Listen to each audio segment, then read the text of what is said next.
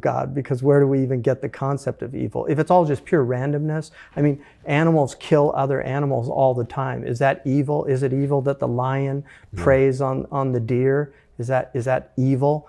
I mean, we could look at it as evil. There's a lot of pet lovers that I had a coyote recently kill my cat. That coyote was evil as far as I'm concerned, because I really like the cat. But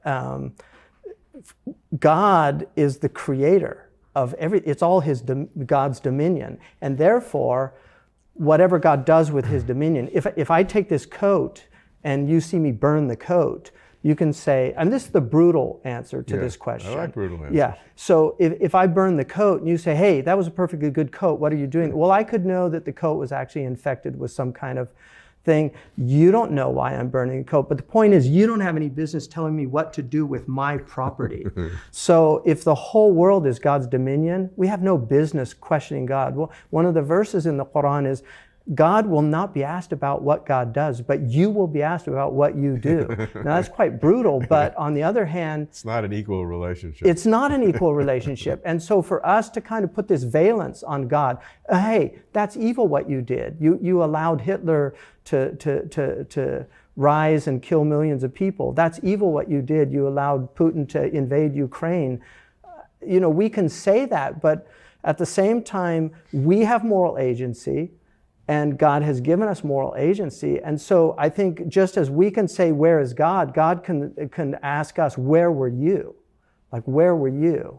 Because as Burke said, for evil to flourish, it just takes good men to do nothing. Yeah. And so there's a lot of truth to that. I mean, we have people all over the world that just don't seem to be bothered. I mean, I walk around. Yesterday, I went just to get a blanket for a homeless person because it's really hard for me just to walk by somebody I see shivering and not do something about it. But what happens when we live in a cynical world where people just assume these things are normal?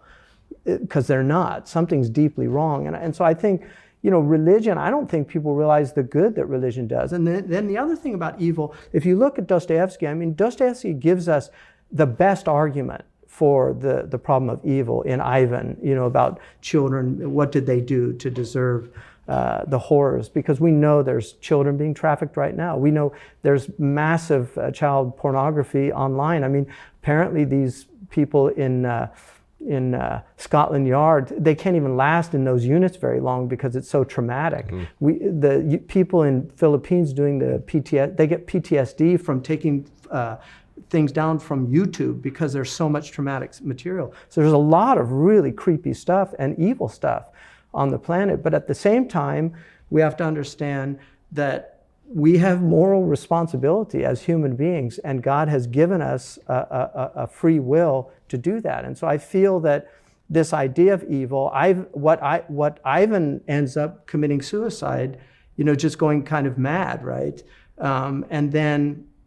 Or rather going mad. And then Ilyosha and Father Zosima are his representatives of the tradition of believing in God and acting accordingly. And in the end, it's, Hara Karamazov when he reunites all these little children. So he had great concern about the problem of evil.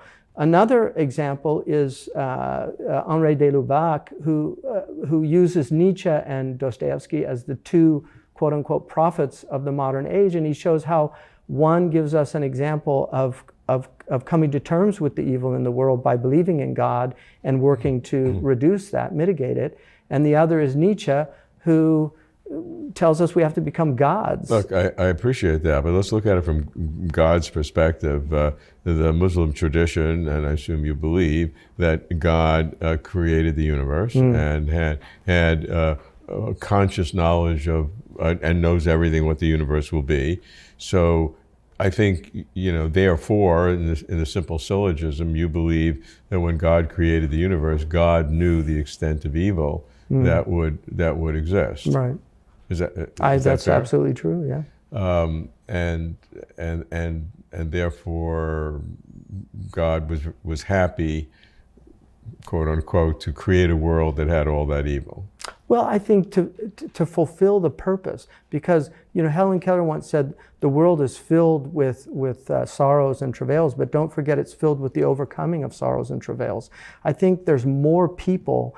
Every mother that takes her child to the breast, every mother that gets up with that cry in the night, every man that goes out, and risks his life, to save people, the fireman who goes into the building. I mean, all these things are happening all over the world. And I think it has to be 51-49. There has to be more good than evil. I don't think God would sustain a world that had more evil than good. So I'm just on the side of good, and that's where I want to reside. Yeah, and certainly that's legitimate, but the question is, why is there the 49? I mean, could you create a world? Could God have created a world? God had a choice in creating God worlds. did create a world without evil. It's called paradise. Yeah, but didn't put us in there. Right? Not yet. Not yet. Right. Yeah, but that's the patience here, and the gratitude and the virtue of participation in being, and couldn't put us in right away. Well, wouldn't have avoid the. Then we wouldn't have known. We would just be there. We wouldn't have known what. I mean, one of the things about human beings is the incredible ingratitude that human beings display. And one of the things in the Quran, the devil swears an oath, I will lead them all astray except your sincere servants, and you will see that the majority of them are not grateful. And so there's this desire to remove gratitude from the human being. Like, I feel grateful. I genuinely feel grateful. And I always wonder about atheists. Like, how, if you had the sunrise or the sunset once a year, every human being would go out there to watch it every year. It would be this amazing display. One of the reasons but people see it every day and it's no big deal. One of the reasons I believe that there's so much atheism in the modern world is that artificial light has just completely obliterated the heavens. When I lived in the Sahara, many nights I was in tears just looking at the stars. And the Bible reminds us that the heavens declare your glory.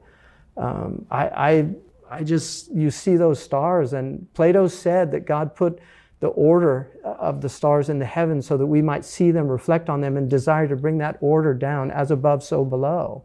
So I just feel like people, if they would wake up to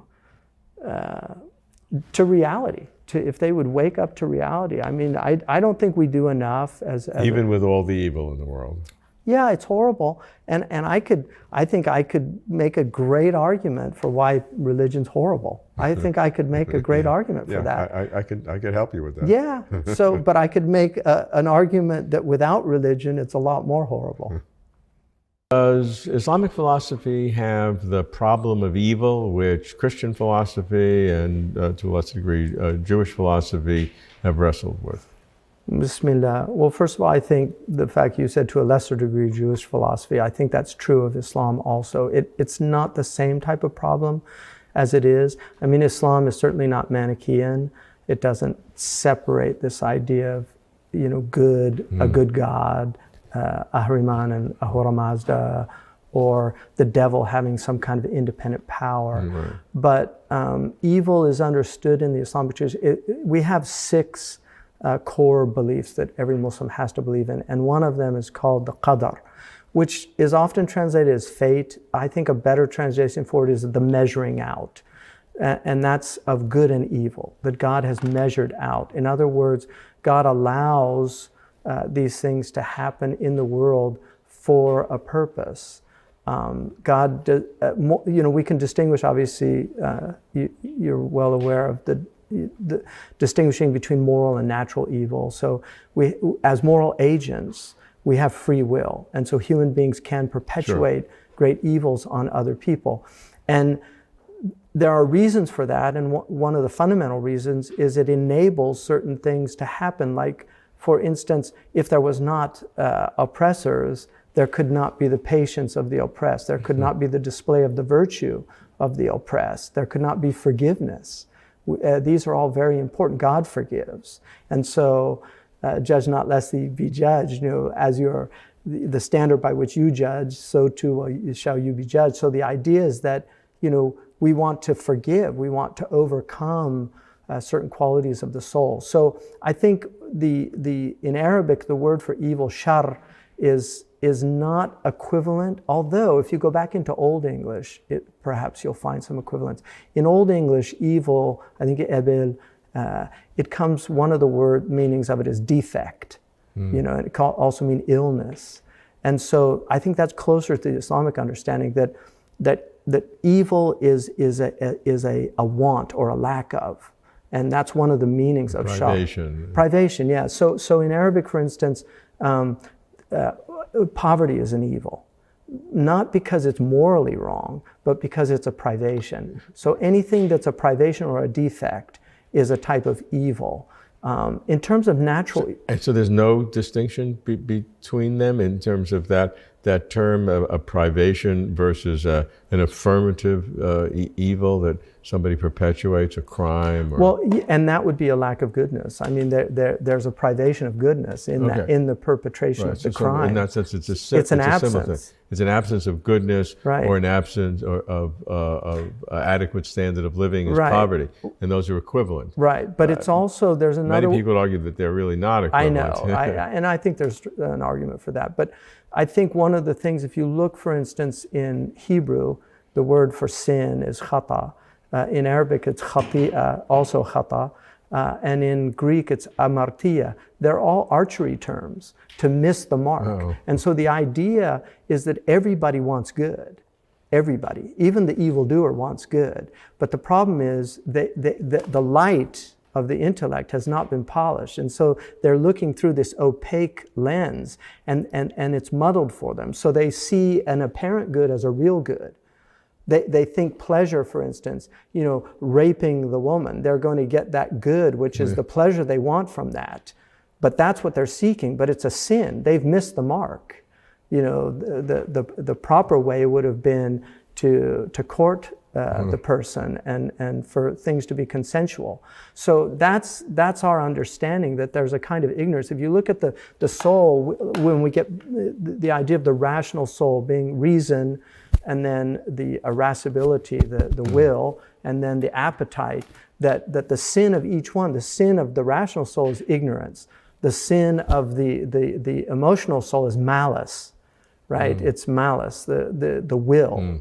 And then the sin of the appetite is inordinate passion. So ordering this is really fundamental to our tradition, and we are challenged to do that. And if we do that, we will not fall into the type of evil. But you can't have a kind of evil at each level. Absolutely. Yeah. Okay. And now, one of the problems that Christian philosophy wrestles with enormously is, did God create the evil? And Christian philosophers, large part, go to extreme, perhaps tortuous logic to explain how God did not create the evil. The moral evil? Any kind of evil. Yeah. See, I mean, God, the earthquake that happened in Turkey recently, I mean, that's a natural evil, right, obviously, and it's devastating. But from our perspective, God, one, brings good out of evil, which is very important. Two, one of the things that human beings, because of our heedlessness, we're so accustomed to the goodness of God that we forget Him. In fact, there's a verse in the Quran, what has deluded you from your generous Lord? And in the commentaries, they say He put the answer in the question. It's His generosity. So God, we're so used to, like right now, everything's fine. If suddenly it started shaking, we would become aware of the blessing of the stillness. But we're not. We're heedless of it. So when these things happen, in fact, Chrysippus actually argued that these are actually proofs for the existence of God, things like hurricanes and floods and things, because the order that we're so accustomed to from God is disrupted. And it you know, the Arabs say, by opposites things are known. So it's by that chaos and disorder that comes into the world that we know the blessing of the order. So I think, you know, Muslims don't have, I've always been, I think, marveled at the fact that they don't have the same type of problem, that they really have a kind of stoic view of life. That's very interesting. Yeah. Does the distinction between God allowing the evil for good purposes and God creating the evil. Is that a distinction without a real difference? I mean, I think in some ways, yeah. I think the fact that God is the creator of all things, right. yeah, right. and so evil is part of the creation, and it serves a function, it serves a purpose. It serves the function that without it many goods would not be realized. Mm-hmm. One of the most important ones is that good people actually combat evil, because spiritual warfare is part of life on earth. And so it's very important. The great Persian poet Rumi said, sometimes we take up the sword to take swords out of the hands of madmen. Yeah. You know, that there has to be an opposition. And so in terms of the purpose of the world, evil serves a very important purpose. And without it, there would not be many goods that God clearly wants to realize in the world. Yeah, so you'd have no problem saying that God created the world and evil... With evil in it. We believe that. We have to. Yeah. We have to believe it. Yeah. I mean, I think that's more logically coherent than trying to parse the difference between to get God it out, because then it limits God's omniscience, omnipotence. Right. I mean, didn't God know that there would be evil? And then this idea, I mean, I think it's a problematic syllogism, you know, that the atheists use, this idea that, you know, is God all good? If he permits evil and all powerful, and he permits evil, then he's either not all powerful or not all good. Right. But if his permitting it is for a greater good, then I think that, I mean, a surgeon will cut off an arm to save a body. Sure. So we can't, you know, there's a beautiful Persian proverb, what does the ant know of the pattern of the Persian carpet? You know, it's that's nice. We're just so limited in our knowledge. But I mean, look, like in Turkey, one of the things that really struck me was all the goodness that came, all these people that in cold, they could have stayed in their apartments. They left from all over. People from Ukraine and Russia both came. People that are fighting each other in Ukraine, they both sent people to help save lives. Right. So they're killing lives in Ukraine. I mean, there's a irony there, but there's also something really powerful about tragedies and about natural evil, that it brings out the best in most people. The problem that comes up is that in general, your argument works, but there are lots of specific people, you know, rational, sentient human beings, whom it doesn't work because they were the ones who died, or the child who got brain cancer, or a million other examples. Sure.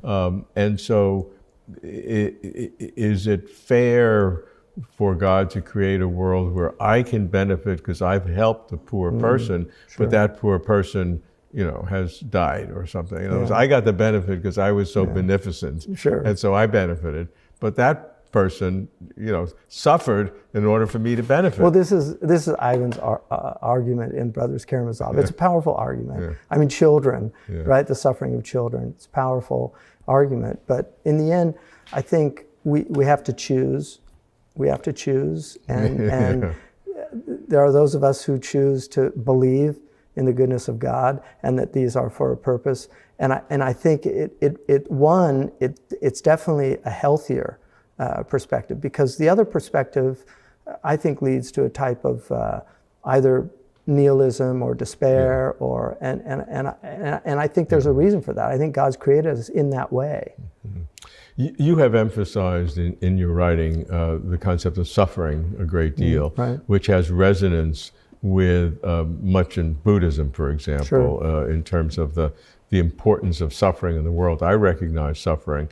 Of course, everybody does, but I don't do it in my worldview anywhere near as much as you do. So enlighten me in terms of the importance of appreciating suffering as this vehicle to understand reality, understand God. Well, I mean, I've seen people, I was a registered nurse and worked in a hospital, and I've seen people in immense suffering, and I've seen people handle it in ways with faith that people without faith were incapable of handling it. And I think that I genuinely believe that suffering is something that it's the first noble truth. It's part of the world. And we have to hopefully avoid it as much as possible. I mean, who wants to suffer unless you're a masochist, you know? But I think we also have to embrace it when it comes to us and try to see the wisdom in it.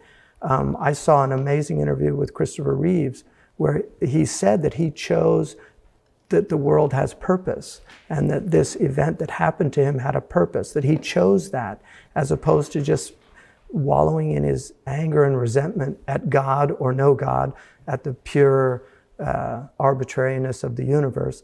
I mean, these are all choices that we make, and I think the most intelligent choices, the most hopeful choices, and the most necessary ones for our well-being are the ones that recognize that there's purpose and reason in that. And I think we've all suffered. I mean, this is something at different degrees, obviously. I mean, there's different degrees of suffering, but we have all suffered, and it's something that we share as a human species. And I think that if you're empathic, it enables you, because of your own suffering, to recognize the need to help others. And these are the benefits of tribulation. That's one of the great benefits of tribulation. I had a